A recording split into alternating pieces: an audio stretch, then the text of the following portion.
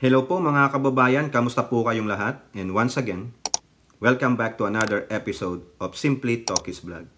Ang pag-uusapan natin mga kababayan ay ito pong sinabi ni Secretary Laro Gadon ng Poverty Alleviation tungkol po sa future ng inyong magaling at number 1 na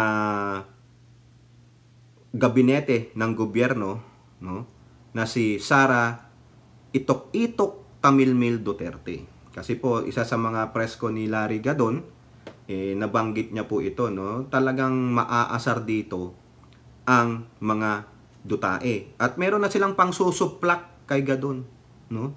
Sasabihin nila diyan kay Gadon, unahin nila, hindi ka naman na lawyer, di ba? Na-disbar ka, tignan mo, dahil gago ka eh. Alam nyo naman si attorney, alam nyo naman si Secretary Gadon. Talagang loyalist of a loyalist din yan. Yun nga lang, minsan, ano rin talaga eh. Hindi ko na masisi si Larry Gadon. Ganyan na talaga. Kung ano yung tama sa kanya, yun ang tama sa kanya. Magalit na kayong mga kapwa nyo loyalista because of his. Ganun po talaga siya. Kung kayo nga, nagsasalita rin hindi niya kayo pinakikialaman. Diba? May sarili-sarili po tayong freedom of expression. May sarili-sarili rin tayong karapatan, no rights, para gawin yung sa isip natin na tama. Kung mali man sa paningin ninyo, sa paningin nyo yun. No?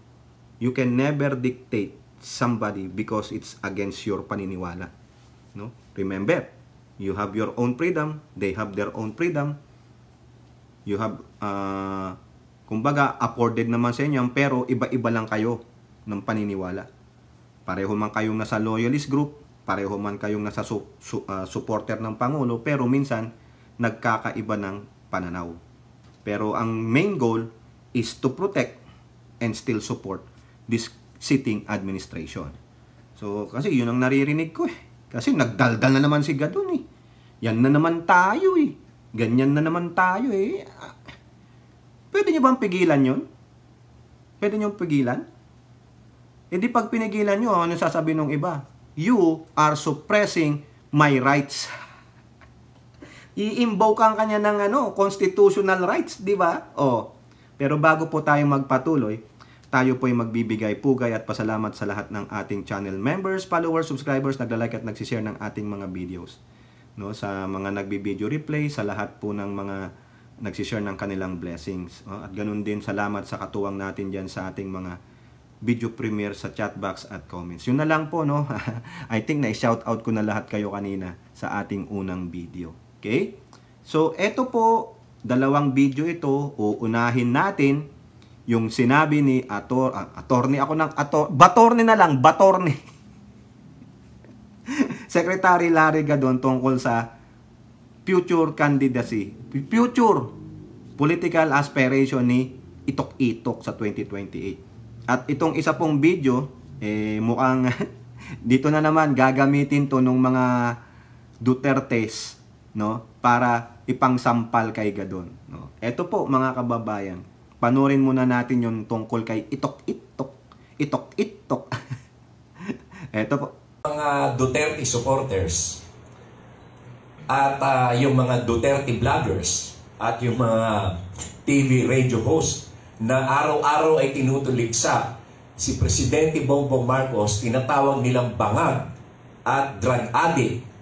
Ito ang magpapahama kay Inday Sara sa 2028. Dahil ginalit nila ang mga Ilocano, mga Marcos loyalist at mga Waray at mga Ilonggo, ay siguradong hindi nila iboboto si Sara sakaling tumakbo ito na presidente sa 2028. Malamang na matatalo lamang si Sara.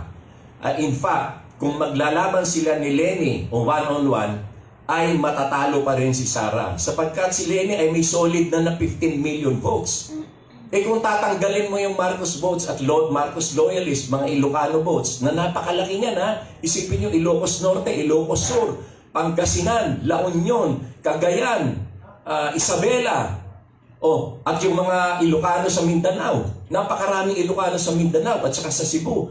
Tanggalin mo yan at ibigay mo kay Leni, panalo si Leni, talo si Sara. Dahil may solid na dating 15 million si si Lenny eh. Ang mahirap dito sa mga vloggers na ito, at itong mga DDS supporters na ito, hindi sila marunong ng political mathematics. Si Presidente Duterte, si former President Duterte, nanalo lamang siya dahil sa boto ng Marcos loyalists at mga Ilocano. Dahil kasi noong panahon na yon, ang kalaban ni Presidente Duterte ay si Mar Rojas at saka si Binay. Parehong dilaw yon. So natural, no choice. No choice ang mga Ilocano, ang mga Marcos loyalists, lalo pa at ipinangako ni Presidente Duterte at then Mayor Duterte na ipapalibing niya sa libingan ng mga bayani si President Ferdinand Marcos Sr. So therefore, siya ay binoto. Alangan naman na iboto ng mga Marcos loyalists at mga Ilocano si Mar Rojas at saka si Binay. Tinatawag nilang magnanakaw si BBM at ang Marcos family. Di siyempre, forced to vote for Duterte. Kaya hindi sila pwede magmalaki na napakalaki ng boto nila. Kung magwa one-on-one, si Lenny at si Sara, malamang matalo si Sara. Dahil kasi hindi siya iboboto ng mga Marcos loyalists at mga Ilocano. Tawagin ba naman nilang bangag at adik si BBM, i-expect mo ba na boboto pa sa kanay kay Sara yung mga yan? Natural, hindi. Galit na sila ngayon eh. Ang may kasalanan niyan, ang napahamak niyan ay si Sara. Kagagawan ng mga DDS vloggers at mga DDS supporters at mismong yung tatay niya. O tawagin yung araw-araw bangag at adik si BBM. Tingnan ko lang kung iboboto pa si Sara. Natural, hindi. Kaya malamang-lamang, matatalo lamang si Sara sa 2028. Lalo na, halimbawa, nagsanib ang puwersa ni Martin Romualdez at halimbawa, sa kalaunan ay nagsama si Martin at saka si Lenny. Di wala na. Kuha na yung boto ng kabila plus yung boto ng Marcos loyalists at ang Ilocano. Kaya walang patutunguhan ang candidacy ni Sara sa 2028 dahil ginalit nila ang mga Marcos loyalists, ang mga Ilocano at mga waray ni Imelda Marcos at ang mga Ilonggo na nasasakupan ni First Lady Lam. Ginalit nila eh. Alam nga naman na, tinawag mo nga kaming bangag, tinawag mo kaming adik, iboboto pa rin kita? Natural, hindi. Hindi marunong sa political mathematics yung mga hindi kasi padalos-dalos sila eh. Ang nakakalungkot pa niyan, lahat ng pinag-umpisahan nito, dati naman magkaalyado yan eh. Ang lahat lang ng pinag-umpisahan ay dahil lamang doon sa 400 million na confidential funds na inalis ng Kongreso kay Sara. At doon na, nagwala-wala na sila. Kung may kasalanan, kung matalo si Sara sa 2028, ang may kasalanan niyan ay yung mga DDS vloggers, yung mga DDS supporters, at yung tatay niya. Ayan po, mga kababayan, no? Tindi nung prediction ni Sec Gadon. Para siyang si, Madam Auring, pasensya na po, no? Kung di kaya meron siyang 8 ball. Alam niyo yung bola na 8? Pag ginano mo, show me my future. Lalabas. Tanga. So siguro kayo napanood nyo na yung yung video na yan, ang haba niya, 4 minutes. Yung iba, umaayon. Yung iba, tulad nung sinabi ko, kinikriticize si Larry Gadon kasi bakit pa daw siya nagsalita ng ganyan. Alam namang Marcos loyalist yan, supporter ng Pangulo, no? Na lalo niya lang nilagyan ng gasolina yung apoy. Lalong magagalit dyan ang mga DDS sa Pangulong Bongbong Marcos kasi hindi naman si Gadon ang titirahin dyan eh. Ang Pangulong Bongbong na naman, nautusan yan ni Bongbong Marcos o kaya inutusan yan nila. Tutayan si Gadon nila ganun. Ganun yan mga mag-isip, makikitid na utak ng mga DDS. Diba? Ang tanong ko naman dyan, it is what it is. No? It is what it is. Hindi nyo ba kilala na si Sec Gadon? Ganun na yan eh. magbubuka at magbubuka ng bibig yan. Hindi nyo siya kayang patahimikin because he knows his constitutional rights. As long as na iyan ay pagtatanggol sa isang Marcos, no, pwede. At ngayon, kung ano man yung saloobin niya na hindi niya pwedeng itago dahil sasabog siya, it's better to let it out. Ganun yan. Mag-criticize kayo kung anong gusto nyong i-criticize sa kanya, pero parang may katotohanan naman yung sinasabi niya. Because of these mga DD shits na vloggers and influencers and mga followers ng kulto ni Digong, no? Mga kulto yan eh. No? Lahat sila kulto. Naniniwala sa lahat ng sasabihin ni Digong. Sinabi nga ni Digong, o tanungin natin. Ha? Sige nga ha, kayo, mga kulto kayo ni Digong ha. O yan, sabi ni Digong, sige nga, depensahan nyo yan. Niniwala kayo dyan? Hindi. Niniwala kayong sinabi yan ni Digong? Oh. Kung naniniwala kayong sinabi yan ni Digong, okay, good luck. Kasi, mainit dun. Kakawayan ko na lang kayo. O di ba? Baka sabihin nyo rin sa akin Father Abraham, let him go back sa lupa para palalahanan ng aking mga kamag-anak. O di ba ganun? Yung istorya ni Lazarus and the Great Divide. O.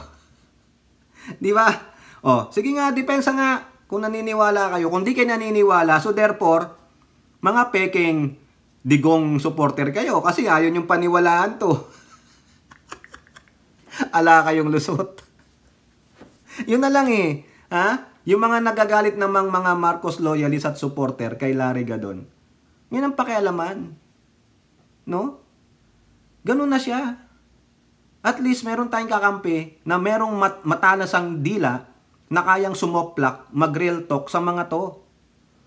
Ikawawa ang Pangulo sa kanila di ba? O bakit? Hindi ba pwedeng si Larry Gadon ang magsalita rin ng ganyan? Which is in reality, di ba?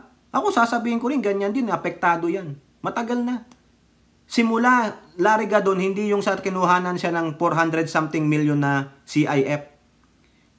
Nagsimula si Tamil Mill, si Itok-Itok, na magmukhang bata, mukhang spoiled brat, nung tinanggalan ng deputy speakership si GMA, na isa ring maka-China. O, di ba nung sabi ni Itok-Itok, sa iyong ambisyon, huwag kang tambaloslos. Di ba? Dahil sa salita na yung ginamit nila labang kay Speaker Martin?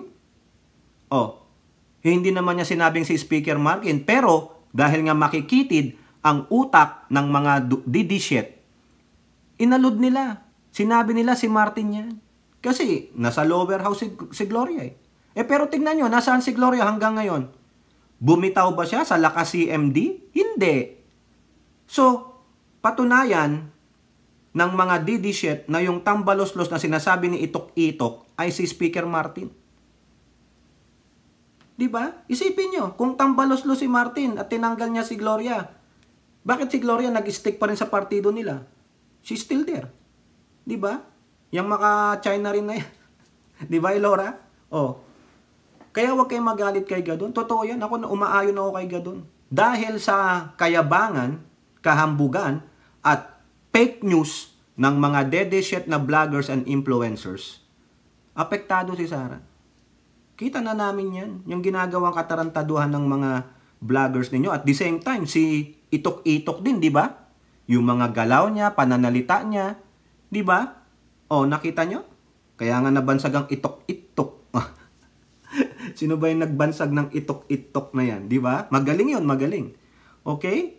Kita nyo, punta-punta pa siya ng rally para kay Giboloy. Ano ibig sabihin nun? That you are really against this administration. Tapos mukha ka nakikipagplastika kay Pangulo. O, sino ang tunay na plastic? Tapos sinasabi nyong bangag-bangag, smuggler ang first couple, ganito. Sinisiraan ninyo. Good luck. Diba? Alam po ng mga Muslim, mga Ilocanos. Tama rin si Gadon. Mga Ilocanos, United yan. Kaya nga may sinabing United Ilocan J, di ba? Oh. Iyan, alam nyo naman, ang pamilya Marcos ay nasa tuktok nila yan. No matter what, Marcos yan.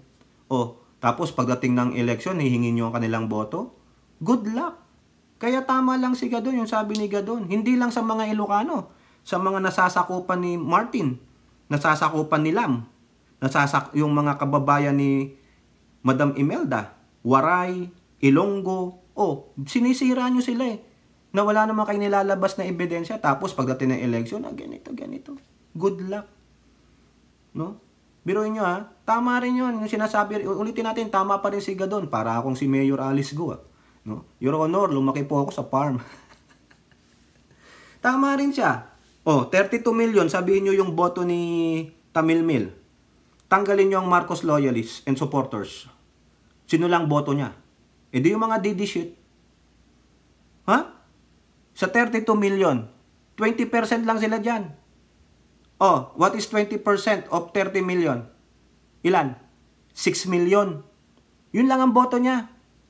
Paano kung tatakbo si Lenny? Si Lenny may base na. May 15 million siya o 16 million. Plus, kung iboto pa siya ng Marcos loyalist. Di ba? Si Tamil Mil ang nainidoro. Kung ako, kung si Lenny tatakbo, boto ko na si Lenny kaysa kay Tamil Mil. Bakit? Pang West Philippine Sea. Si Tamil Mil, sabi ng tatay, pagbuhay pa si Digong, didiktahan niya anak niya, ibalik mo anak, sige na, yan na ang pangako mo sa akin bago ako mamatay. Di ba? Hindi nga makapagkomento si Itok Tamil Mil sa West Philippine Sea. Tameme talaga siya. Ang sasabihin tama po, ano yung sabi niya? Yung comprehensive na yung sinabi ni Representative Paulo Duterte. Gago, kuya mo yun Ba't di ka makapagsalita ng sarili mong opinion? Nang gamit ka pa ng sariling may ibang opinion? Ano yung plagiarism? Di ba, Hattori? Sipin mo yan. Paano ka tatawaging leader if you're just using a quotation or a statement from another representative or politician? Ano talagang saloobin mo? May saloobin ka ba talaga? Wala. Ang alam niya lang mangbuska, mangga, tambaloslos, o ano pa? Biatch, itok-itok, Tamil Mil. Ganun ang mga gusto mong labanan di ba? Pero yung makapagbigay ka ng tamang statement, no? Ano ang sabi ni Representative Adjong? Hindi kinakailangan politiko ka, hindi kinakailangan nasa pwesto ka sa gobyerno, kundi isang ordinaryong mamamayan, Pilipino na nagmamahal sa iyong bansa, magbigay ka ng statement. Pagtanggol mo ang inang bayan mo at ang nasasakupan nito. Ganun po yung aking opinion sa sinabi ni Representative Adjong yung minsan nandun sila kasama niya si Representative Abante. Sila ang nandun sa Congress TV, silang dalawa. Yun lang, it's a powerful statement bilang isang Pilipino. Hindi bilang isang politiko, isang mataas na opisyal ng gobyerno, kundi isang ordinaryong Pilipino na may pagmamahal sa bansa. Ano statement mo? Wala. No comment. Paano? Hawak sa legi, mamaya, Manchurian candidate din yan. Baka alamin nyo, imbestigahan nyo rin, baka hindi rin Pilipina yan. Di ba? Saan galing pondo ng mga yan? Okay? Kaya ako, okay lang ako kay Gadon. Sige, magsalita ka doon. In behalf of me. Payag po ako doon. Sang-ayon ako doon. Wala na akong pakialam kung ano sasabihin ng mga kapwa natin supporter. Bakit nagsalita pa kasi si Gadon? Bakit nyo pipigilan? Kung kayo nga malaya kayo nakapagsalita, no? Kung sabihin natin insensitive ba siya? Sometimes. Pero iris mariris. Tanggapin nyo yung personalidad ni Larry Gadon. Sometimes nagiging feisty siya because of his foolishness of being a true loyalist. The foolishness. Ibig sabihin, gagawin niyang lahat to protect his master. Ganong ka-loyal si Larry Gadon. I'm not defending Larry Gadon. Hindi ako yung bayaran ni Larry Gadon o sip-sip. I'm just echoing the same sentiment. Kung ako rin, sasabihin ko rin yan kausap ko yung kaibigan ko, si Hattori, nag-uusap kami. What do you think, bro? Man. He's fucked up. She's fucked up. Parang ganun Bakit? Because of ganito nangyayari. Apektado si Tamil Mil dyan sa ginagawa ng pamilya niya. Hindi yung kanyang pamilya sa may anak siya, asawa niya, kundi yung tatay at kapatid niya. Na wala siyang control. Biruin mo yun. Nahawak ka sa leeg ng kapamilya mo. Ikaw ang vice president. Diba? Kaya ako, okay lang ako kay Gadon. Sige, Larry Gadon, salita ka dyan. You are the voice of the voiceless na mga supporters and loyalists. Hindi naman lahat, kasi hindi lahat po ay uma-agree sa kanyang sentimiento. Pero ako, ma-agree ako. Kahit ano pang sabihin ninyo. Magalit kayo kung magalit kayo. We don't have the same sentiment, so be it. Diba? Ganun talaga. Magkaiba man tayo ng pananaw. You want to protect the president, we also want to protect the president. Diba? If you want to protect the president by just shutting up, so be it. Kami naman, hindi. Hanggat kaya naming i-voice out yung aming nakikita, yung aming nararamdaman, at ay karapatan din naman yun, we have to exercise our rights and freedom accorded by the Constitution. Di po ba? Tama, mali. Kasi marami po akong naririnig na bakit pa nagsalita si Larry Gadon, bakit pa nagngaw-ngaw, ganito. So what? Di magngaw-ngaw din kayo. Kontrahin nyo yung sinabi ni Gadon. Di ba? It is how he protects the president. And it's how he sees it. Di ba? Ayun ang nakikita niya eh. Ako, the same sentiment kami. Ganun po yung nakikita namin. Pag-usapan na namin. Okay, eto po. Ngayon, ito'y sasampal ng mga DD-shit sa kanya. Hoy, disbar ka. O, ito pa. Sabi dito sa UNTV. O, ito po. Hinatulang guilty ng Korte Suprema si Presidential Advisor for Poverty Alleviation Secretary Larry Gadon sa kasong gross misconduct dahil sa perjury at mga akusasyon na batay lamang sa hearsay. Nag-ugat ang kaso ni Gadon dahil sa pagsisinungaling nito sa kanyang impeachment complaint laban kay dating Chief Justice Maria Lourdes Sereno. Ayon sa Public Information Office ng Supreme Court, alam ni Gadon na wala siyang personal na impormasyon o patunay sa kanyang akusasyon na nag-falsify si Sereno ng Temporary Restraining Order o TRO ng Korte. Gayunman, isinama pa rin ito ni Gadon sa kanyang impeachment complaint para ipakitang may kredibilidad ang kanyang walang batayang akusasyon. Pinagmumulta ng Korte si Gadon ng 150,000 pesos at hindi na rin siya maaring bigyan ng judicial clemency. Hindi na pinatawan ng disbarment ang opisyal dahil una na siyang inalis sa pagiging abogado ng Korte Suprema. Ayon naman kay Gadon, tumigil na siya sa pagpunta sa mga korte at mas pinagtutuunan niya ang pagiging corporate executive kaysa practicing lawyer. Kaya naman ang disbarment niya ay wala ng epekto sa kanya. Ang multa din anyang 150,000 pesos ay labis at walang batayan kahit sa umiiral na batas o jurisprudence. So yan po, no? Pinatawan ng guilty si Secretary Larry Gadon dahil sa gross misconduct. Ayun po yung ano niya kay Serrano, yung dating Chief Justice, di ba? Nakuwaran to yan. Nagsinungaling daw si Larry Gadon, kaya ayun na naman. At hindi na rin siya papatawan ng disbarment kasi nauna na siyang disbar. Ano naman ang sagot ni Larry Gadon? Forget about it, that disbarment. Wala na akong pakialam dyan. Mas kumikita siya sa kanyang mga corporate executive, o meaning mataas ang position niya, baka may sarili siyang kumpanya diyan, di ba? Nasa board siya. Di ba? Pag sinabi mong nasa board ka, probably you have a share to that company. Executive ka. Pag lawyer ka, naku, mabusisi pa yun eh. Mga legal pa, dami pang etc. makipagdebate ka pa base sa batas. Pag corporate executive ka, usap-usap lang kayo, base sa report. Kung sa sales yan, ano bang kita natin ngayon? Ganito. Pero, nagsinungaling pa rin si Larry Gadon. The question is, makaka-apekto ba yan sa kanyang posisyon bilang isang advisor to the President for poverty alleviation? Tatanggalin ba siya ng Pangulo dahil nga po dito sa pagsisinungaling niya? Yun lang po. Pero depende pa rin po yan kay Pangulong BBM, no? Pag pinagkakatiwala niya pa rin si Gadon and yung bang diyan ka lang, yaan mo lang eh. Basta, sabi naman kasi ng Pangulo, tulad ng sinasabi niya kay Tamilmil, di ba? Nag-statement siya diyan.